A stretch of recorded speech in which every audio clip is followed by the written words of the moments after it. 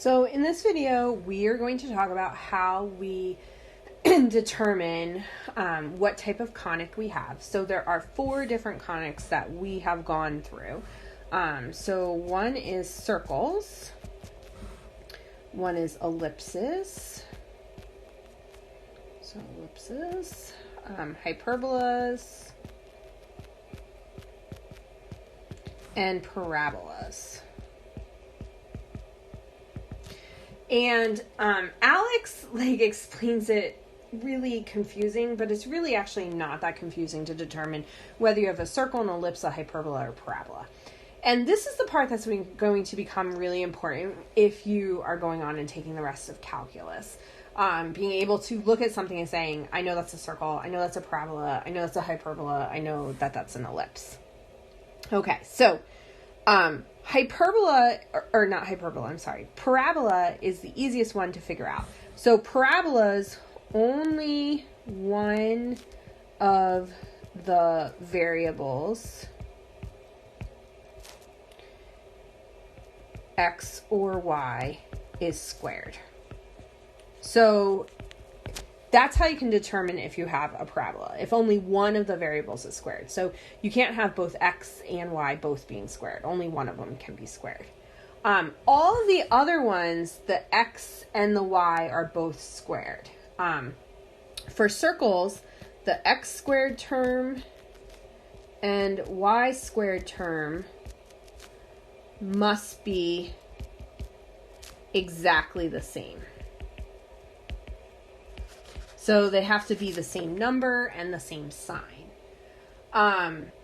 In the ellipse, the x squared term and y squared term must be the same sign, but not the same number.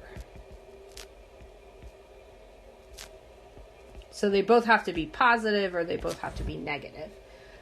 In hyperbolas, the x squared term and the y squared term are opposite signs. So if you just look for these key things, and each of these key things is written on that sheet that I have posted on Canvas about conics sections, but just to kind of go over it again. So on the next page, I have a bunch of different conic sections written out, and so we're going to identify what they are. Okay, so this first one here. So again, you're always looking at the squared stuff. So if you notice, I have an x squared term, I have a y squared term, and they are different signs. So the first one, the x squared is negative, the y squared is positive. That means this is a hyperbola. In my second problem, I only have a y squared. I don't have an x squared. So since only one of the variables is squared, that makes this one a parabola. In my next one, I have an x squared term and I have a y squared term. They're both negative, but the numbers are not the same. So if they're the same sign, like these are, they're both negative, but the numbers are not the same, that's what makes this an ellipse. In part D, I have an x squared term and I have a y squared term, and they're both the same. They're both minus 2. The coefficients are the same. So it's both minus 2x squared and minus 2y squared.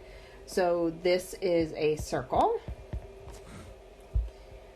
Same thing in E, right? I have a 3x squared and a positive 3y squared. So that's another circle because they're both the same sign and they're the same number, 3 and 3.